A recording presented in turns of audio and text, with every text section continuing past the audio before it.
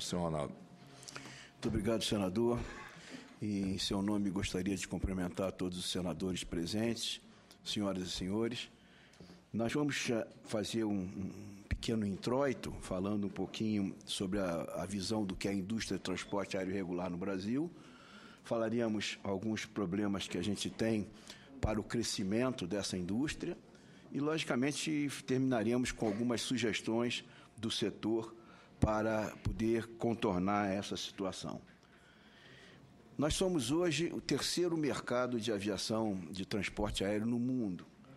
Depois dos Estados Unidos e da China, é o Brasil, que nós ultrapassamos o Japão no ano passado. Então, hoje nós temos uma indústria bastante interessante e, logicamente, sempre baseado no binômio segurança e rapidez, que é o que dá atratividade para o transporte aéreo. Nos últimos 10 anos, nós crescemos em torno de 180%. Saímos, em 2002, de 36 milhões de passageiros transportados para 101 milhões, aproximadamente, agora em 2012. Quer dizer, um crescimento exponencial. Como se fala muito em problema de passagem, preço de passagem, é interessante a gente observar que se a gente comprar uma passagem com 3 meses de antecedência, e aí nós estamos falando desta coluna que está aqui, ok? E comparando com a passagem do ônibus, nós vamos ver que se comprar com 3 meses ou com 1 mês de antecedência, o preço dessa passagem aqui vai ser muito menor que o preço da passagem do ônibus. Porém, se a gente for comprar com 1 dia de antecedência, essa passagem ela é bem mais cara. Esse é o sistema que permite que pessoas de baixa renda possam ter o acesso ao transporte aéreo, porque eles conseguem planejar mais as suas viagens do que os executivos e assim por diante. Outra coisa que se fala muito é o problema comparando o preço da passagem aqui no Brasil com o exterior. Então, a tarifa básica, na Europa e aqui, elas são bastante diferentes. Porém, na Europa se cobram uma série de taxas, enquanto aqui no Brasil a gente só cobra a taxa de embarque. Na Europa se cobra uma série de taxas, as taxas administrativas, de segurança, taxa de combustível, até para se fazer reserva de assento você tem que pagar para fazer reserva de qualquer assento, e para você transportar a bagagem. O custo do transporte da sua bagagem ele é bastante significativo. Então, no fim, quando você faz a composição da tarifa, ela acaba ficando mais alta do que a nossa tarifa aqui, que só tem um adendo, que é a tarifa de embarque. Aqui nós temos uma série de investimentos, e isso tudo que foi falado aqui, tanto pelo brigadeiro Candês como pelo diretor Pellegrino, as aeronaves têm que estar up-to-date com a tecnologia existente, e isso, logicamente, é investimento. E o Brasil tem a segunda frota mais jovem do mundo, quer dizer, a segunda frota mais atualizada que a gente tem no mundo é a do Brasil. A perspectiva que a gente tem, e isso inclusive foi falado pelo Pellegrino também, que é o Projeto 2020, é que até 2020 a gente consiga dobrar o número de passageiros transportados no país, atingindo e ultrapassando 200 milhões de passageiros transportados. Com isso, a gente vai contribuir com 660 mil novos empregos e também com uma contribuição de 146 bilhões para o PIB nacional. Mas nós temos uma série de óbices a esse desenvolvimento e, logicamente, a gente vai conversar sobre isso. Se a gente continuar no crescimento que a gente tem hoje, essa é a perspectiva. Porém, esse ano, por exemplo, nós já vivenciamos uma quase que estagnação no crescimento do transporte aéreo. Então, isso já é preocupante e, logicamente, os pontos que a gente vai conversar aqui, eles impactam nesse crescimento. Primeiro, a gente tem uma má distribuição geográfica em termos de número de aeroportos, demanda de passageiros, e, logicamente, isso cria um desequilíbrio muito grande e inviabiliza determinadas rotas para serem feitas, ou então serão rotas em que o custo dessa passagem vai ficar muito alto para a própria população do local.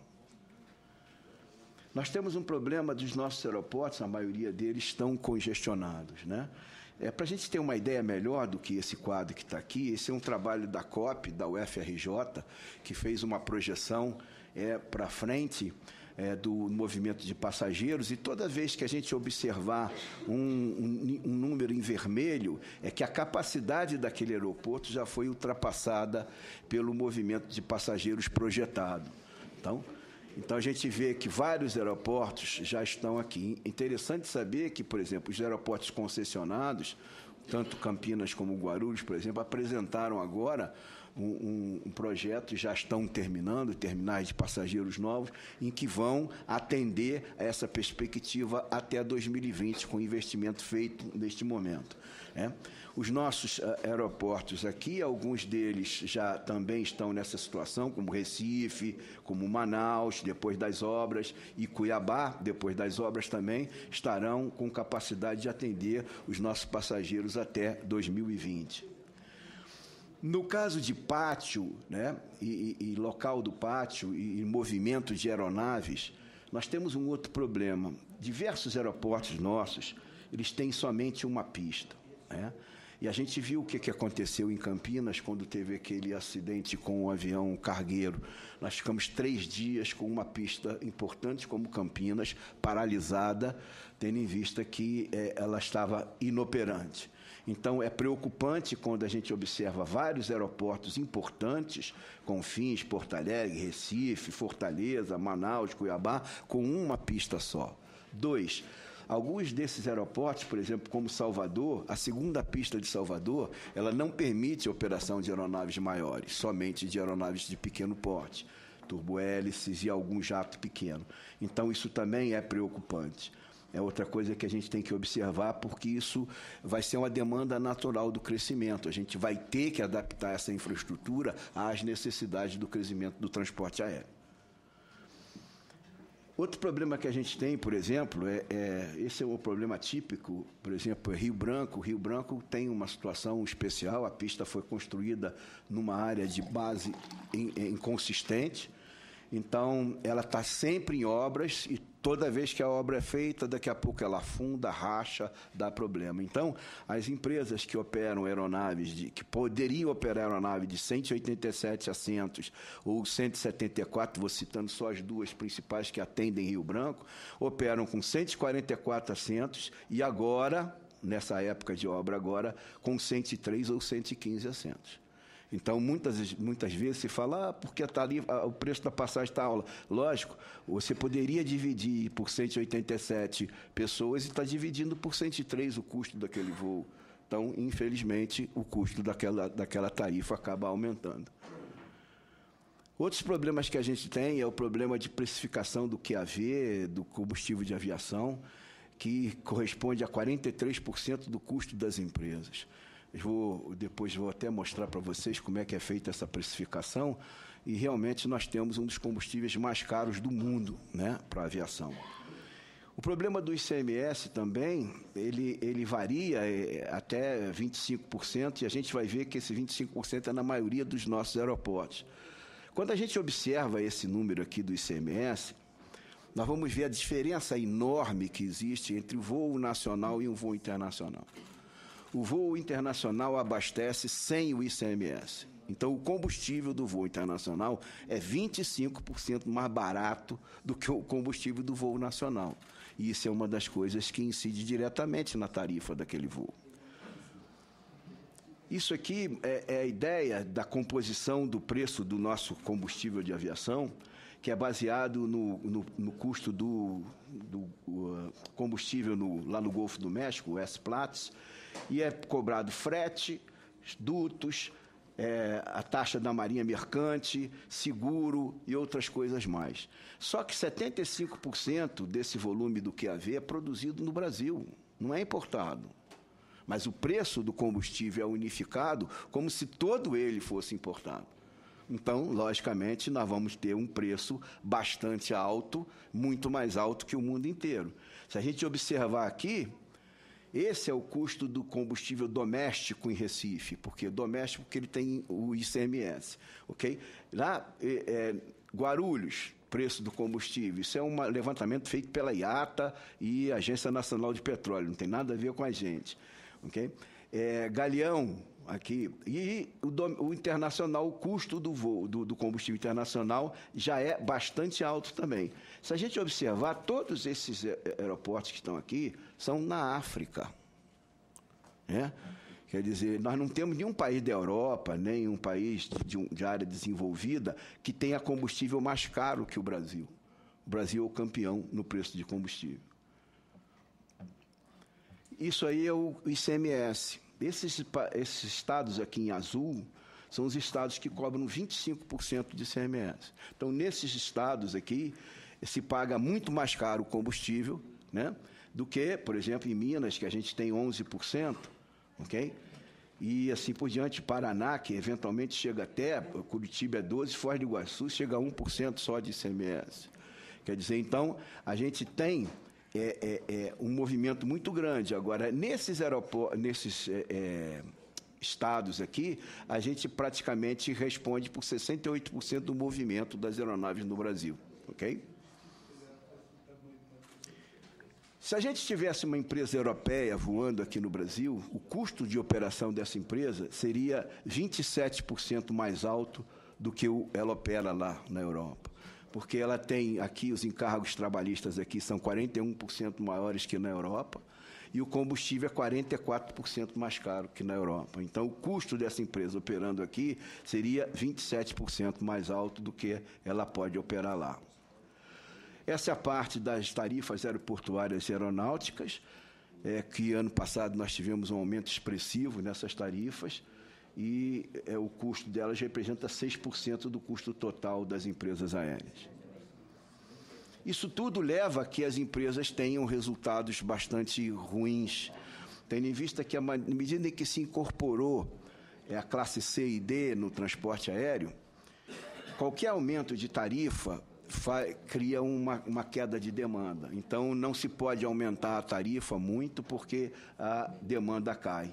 Então, a situação que a gente tem hoje é essa aqui, né, que nós tivemos em 2006, 2008, quando houve aquela crise, e agora as empresas estão experimentando prejuízos significativos.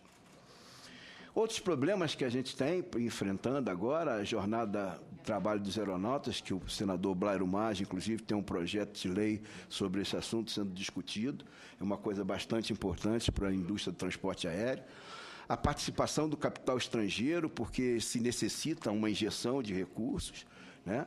E a gente vai ver que quando a gente pode trabalhar em escala, fica muito melhor a compra de aeronave, a compra de equipamentos, ela acaba barateando o custo das empresas. E uma preocupação com a parte de política de céus abertos, que nós já temos agora, na maioria das nossas cidades, voos internacionais diretos, né? E, logicamente, isso aí não nos permite, nós não temos condição de competir com eles em nível de custo, e, logicamente, isso cria uma série de problemas, embora seja bastante interessante para a população em geral. Quer dizer, então, não é uma coisa que a gente tenha, seja contrário, mas apenas colocando a posição aqui. Então, o que a gente acha? Quais seriam aquelas sugestões que nós gostaríamos de apresentar? Em primeiro lugar, o investimento na infraestrutura, né? Esse investimento total, para se tirarem aqueles vermelhos daquele que nós mostramos naquele quadro, vão ser mais ou menos entre 42 e 57 bilhões em investimentos em infraestrutura. Muito vai ser agora retirado da parte governamental através das concessões. Quer dizer, então, os concessionários vão investir nos seus aeroportos e, logicamente, isso aí, essa carga sobre o governo vai diminuir. Mas isso é uma necessidade para que se possa ter um transporte aéreo razoável.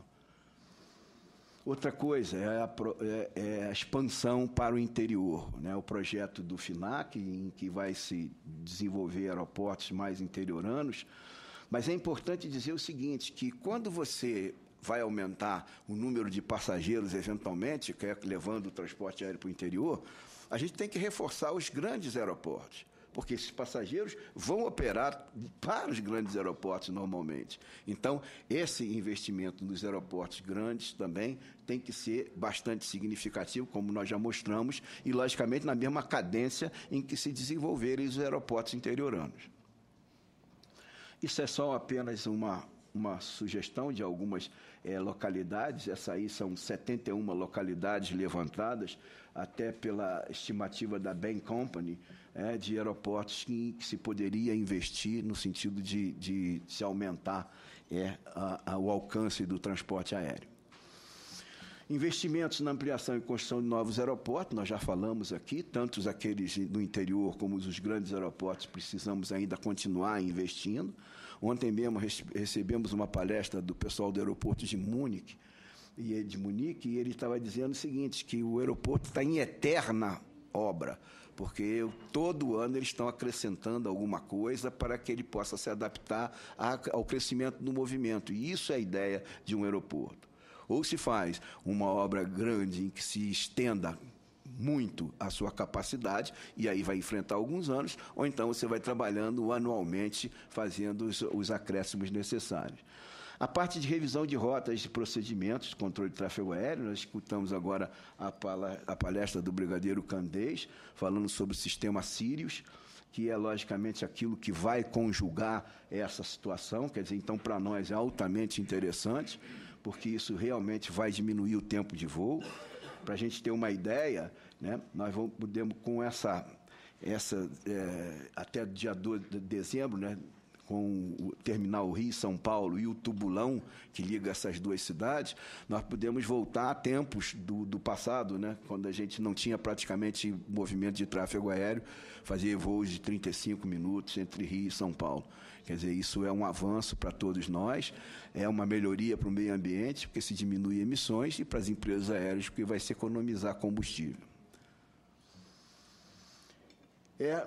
Isso aí, como eu falei, e aqui ficou claro, eu acho, nas duas palestras que me antecederam, tanto do brigadeiro Candês como do doutor Pellegrino, que a gente vai ter uma necessidade permanente de atualização das nossas aeronaves.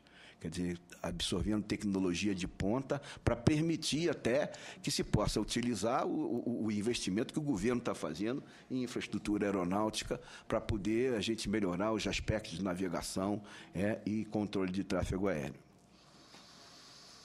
Então, o potencial que a gente tem para 2020 é dobrar o número de passageiros, com esses 71 aeroportos que foram indicados, que estão na lista da TASAC, eventualmente a ANAC acompanhando isso aí, nós deveremos ir para 167 aeroportos operados pela aviação de grande porte regular.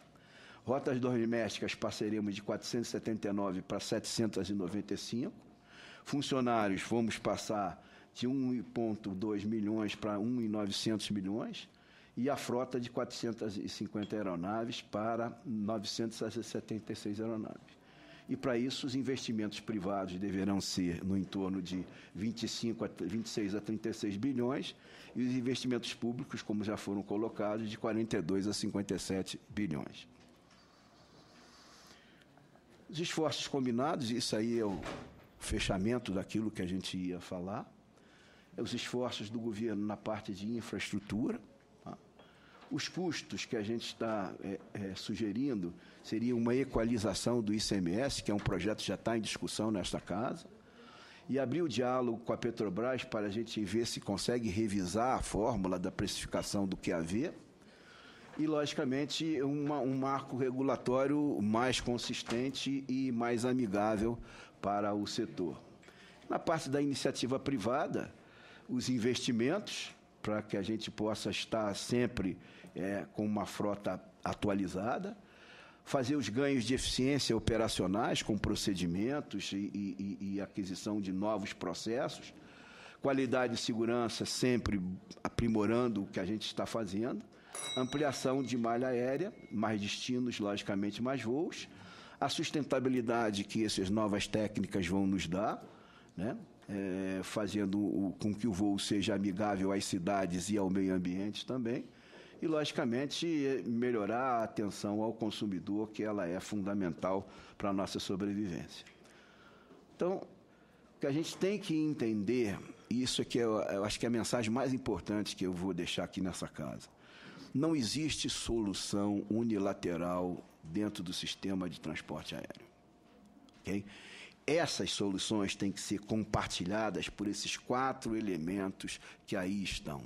Não existe solução do controle de tráfego aéreo sozinho que não impacte na infraestrutura aeroportuária, nem na regulação e nem nas empresas aéreas. Quer dizer, nós temos que trabalhar em conjunto para buscar as melhores soluções para o transporte aéreo neste país. Muito obrigado a todos. Obrigado, senador.